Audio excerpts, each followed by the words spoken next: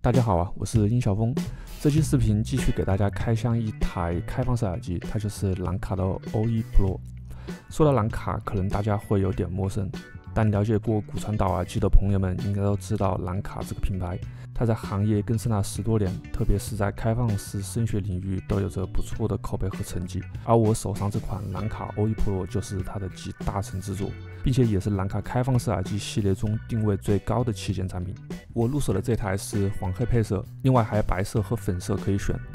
包装背面有一些参数，可以看到这款耳机使用的是高通骁龙的 QCC3040芯片，16.2毫米动圈单元和 IP55的防护等级。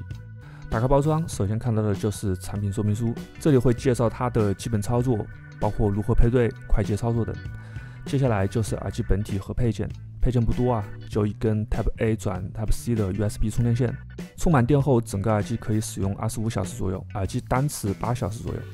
耳机本体给我的第一感觉还是比较帅的，可能是长条形的充电盒和黄色配色比较少见。按下充电仓上的按钮，或者直接打开充电盒就可以进入配对模式。如果已经配对成功，则会直接连接到设备，并且在耳机中还会发出已连接的语音提示。上手非常简单，充电仓的内部采用橡胶材质，触感顺滑。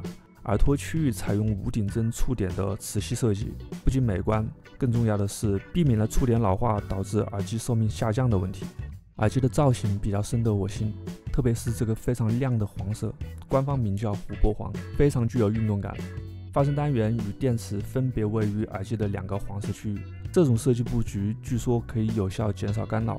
此外，它们的形状恰巧呈现31度倾斜，更加贴合耳部，合理分配重量，进而减轻耳朵压力，提高舒适度。耳机的 logo 处支持触摸操作，可以轻松地完成例如音量大小、暂停、播放、接听和挂断电话等操作。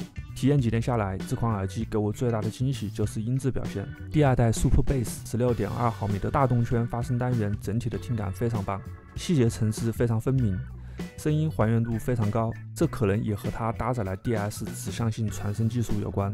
定位准确，能有效抑制漏音的同时，还能提升音质的包裹感。另外，在佩戴体验上也很棒，31度悬浮倾斜设计完全不是什么噱头，戴在耳朵上确实很舒服，特别适合久戴。